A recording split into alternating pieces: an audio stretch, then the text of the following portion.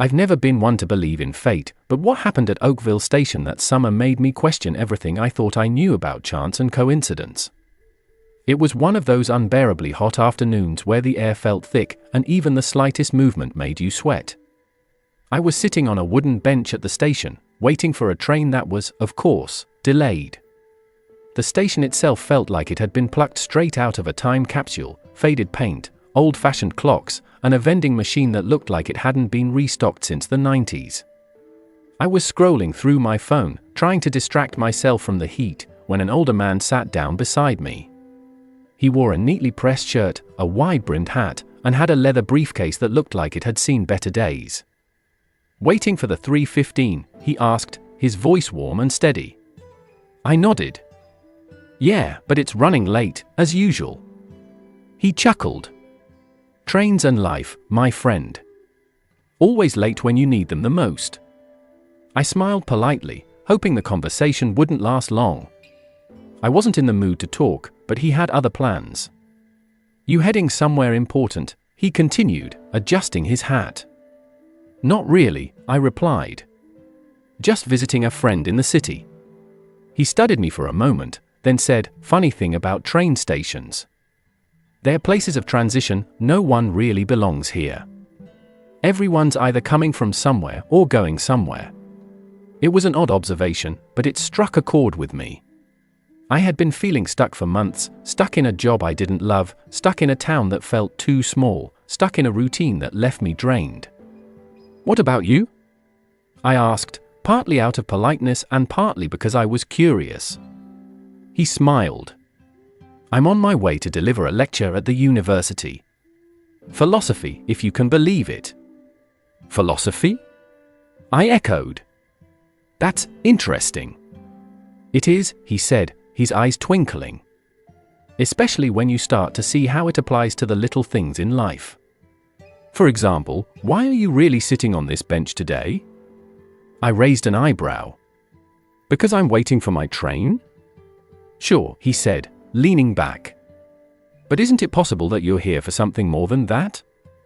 I wasn't sure how to respond, so I just shrugged. For the next 20 minutes, he told me stories about his life, how he had traveled to over 30 countries, written books, and mentored students who went on to do incredible things. But what struck me most was his openness about his failures. He spoke about the businesses he'd started that didn't take off, the relationships that ended, and the dreams he had to let go of. Every failure, he said, was just a detour. Sometimes detours take you to places you didn't even know you wanted to go. As the train finally pulled into the station, I felt a strange mix of relief and disappointment. I didn't want the conversation to end, but I also wasn't sure how to continue it. Take care, he said as we boarded. And remember, every bench is a crossroads. I thought about his words for weeks after that. Something about the way he framed life as a series of small, interconnected choices made me see my own decisions differently. Eventually, I decided to take a risk. I quit my job and moved to the city, something I'd been too afraid to do for years. It wasn't easy, there were days when I doubted myself, wondered if I'd made a mistake, but slowly, things started to fall into place. I found a job that I actually enjoyed, met people who inspired me, and began to feel like I was finally moving forward instead of standing still. About a year later, I went back to Oakville Station on a whim. I didn't expect to see the old man again, but I wanted to revisit the place where everything had started. To my surprise, there he was, sitting on the same bench, his leather briefcase by his side. You came back, he said, smiling as if he'd been expecting me. I did, I said, sitting down beside him. And you were right. That bench was a crossroads. He nodded, and we spent the next hour talking like old friends. I never saw him again after that day, but his words stayed with me. Life, as he taught me, isn't about the big moments, it's about the small ones. It's about the conversations we almost don't have, the risks we almost don't take, and the strangers who unexpectedly change everything. So, if you ever find yourself at a train station, sitting on a bench, waiting for something to happen, look around. You never know who might sit down beside you. Second story. It all started with a misplaced wallet. I was on a road trip, driving from Denver to Albuquerque, taking the long way through small towns and scenic routes. I'd just finished filling up my gas tank at a station in the middle of nowhere, a dusty, one-stop kind of place with a single pump and a tiny convenience store attached. As I got back on the highway, I didn't realize I'd left my wallet on the counter after paying. It wasn't until an hour later, when I stopped at a diner to grab lunch, that I reached for it and found my pocket empty. Panic hit me like a ton of bricks. I had maybe $20 in loose change and some spare bills in my car, but my ID, credit cards, and everything else were in that wallet. I retraced my steps in my mind, cursed my carelessness, and called the gas station. A woman answered, her voice tinged with the slow drawl of the Southwest. "Yeah, someone turned in a wallet not long ago," she said. "It's here if you can come back." Relieved, I thanked her and drove the hour back, feeling both annoyed and grateful. When I arrived, I saw a man standing at the counter, holding my wallet. He was middle-aged, wearing a denim jacket and a cowboy hat, and had the kind of weathered face that told you he'd spent most of his life outdoors. "You the one who left this behind?" he asked, handing it over.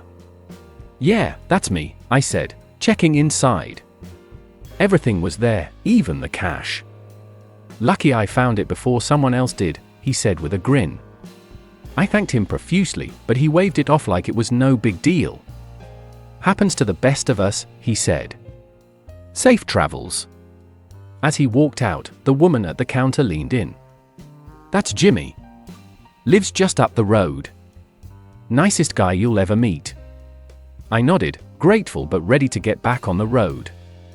But as I turned to leave, something caught my eye, a photograph pinned to the corkboard by the door. It was black and white, faded with age, showing a group of people standing in front of an old barn. One of them looked eerily familiar. It was a woman, young and smiling, with dark hair and high cheekbones. She looked so much like my late grandmother that it gave me pause. I moved closer, squinting at the photo, and noticed a name scrawled in cursive on the bottom, Maria Alvarez, 1948. "Who's this?" I asked the woman behind the counter, pointing to Maria. "Oh, that's Jimmy's mom," she said. "She passed away a long time ago. He keeps that picture here, says it reminds him of home." My stomach dropped. Maria Alvarez was my grandmother's maiden name. I didn't know what to say, so I muttered a quick thanks and left, my mind racing. Could it be a coincidence? Alvarez wasn't an uncommon name, but the resemblance was too strong to ignore. I decided to stay in town for the night and do some digging. The local library had an archive of old newspapers and public records, so I spent hours combing through them, looking for anything about Maria Alvarez. What I found was both shocking and confusing. Maria Alvarez had grown up in this tiny town, but in 1950 she disappeared without a trace. There were no death records, no marriage certificates, just a missing persons report filed by her family. The next record I could find was from 1952, when a woman matching her description was arrested in Albuquerque for vagrancy under a different name, Maria Lopez. I didn't sleep much that night. My grandmother had always been a private person, reluctant to talk about her past. She'd raised my dad and his siblings in California, and the story we'd always been told was that she'd moved there from Mexico as a young woman. But now, I wasn't so sure. The next morning, I went back to the gas station, hoping Jimmy might be there again. He wasn't, but the woman behind the counter told me where to find him. I drove out to his ranch, a sprawling property on the edge of town, and knocked on the door. Jimmy answered, surprised to see me. "I need to ask you something," I said, holding up a copy of the photograph I'd made at the library. "Who is Maria Alvarez to you?" He hesitated, then invited me inside. Over the next hour, he told me his mother's story, how she'd vanished when he was a boy, leaving him and his siblings to be raised by their father. He never knew what happened to her, and the lack of answers had haunted him for decades. I shared what I'd learned, and together we pieced together a rough timeline. It seemed likely that Maria Alvarez and my grandmother were the same person. For reasons we might never fully understand, she had left her old life behind and started over. The discovery raised more questions than it answered, but it also gave us both a sense of closure. For Jimmy, it was the first real lead he'd ever had about his mother's fate. For me, it was a deeper understanding of my family's history and the realization that sometimes, the past isn't as far away as it seems. Before I left, Jimmy gave me a copy of the photograph. "Take it," he said. "It belongs with family." I keep that photo on my desk now, a reminder of the strange chain of events that brought it into my life. Losing my wallet felt like a disaster at the time, but it turned out to be the key to uncovering a part of my family's story I never even knew was missing. Sometimes, life has a funny way of leading you exactly where you need to go. Third story. A week before it all started, my neighbor, Mr. Hanson, knocked on my door. He was in his late 60s, retired, and lived alone.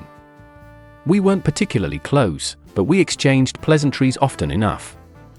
He looked anxious that day, shifting his weight nervously as he explained he'd be leaving town for 2 weeks to visit his daughter. "Could you keep an eye on my house while I'm gone?" he asked.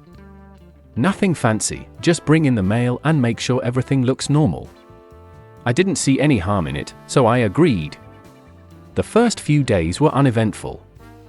I brought in the mail, watered a couple of plants he'd left on the porch, and made sure the blinds were drawn at night. But on the 4th day, something odd happened. I noticed a light on in one of the upstairs windows. It was late, close to midnight, and I distinctly remembered that all the lights had been off when I locked up earlier. At first, I thought maybe I'd just missed it, but the more I thought about it, the stranger it seemed. Mr. Hanson hadn't mentioned any timers or automatic lights. I decided to check it out. The key he'd given me was cold in my hand as I unlocked the front door. The house felt eerily still as I stepped inside. The upstairs light cast a faint glow down the staircase, and my footsteps echoed unnaturally as I climbed. When I reached the top, the door to the lit room was slightly ajar. "Hello?" I called, my voice trembling slightly. No response. I pushed the door open and found myself in what looked like a home office. The desk was cluttered with papers, but nothing seemed out of place, except for a file folder lying open under the light. The papers inside weren't just random documents, they were detailed notes about the people in our neighborhood. There were photos, too, some taken from odd angles, like through windows or over fences. A chill ran down my spine as I saw my own house among them. I didn't know what to think. Why would Mr. Hanson have these? Was he spying on us? And if so, why? I grabbed the folder, intending to take it home and figure out what to do next. But as I turned to leave, I heard the unmistakable sound of a door creaking open downstairs. Someone else was in the house. My heart raced as I crept toward the staircase. Peeking down, I saw a shadow move across the hallway. It was a man, tall and broad-shouldered, dressed in dark clothing. He seemed to be searching for something, opening drawers and cabinets methodically. I ducked back into the office, my mind racing.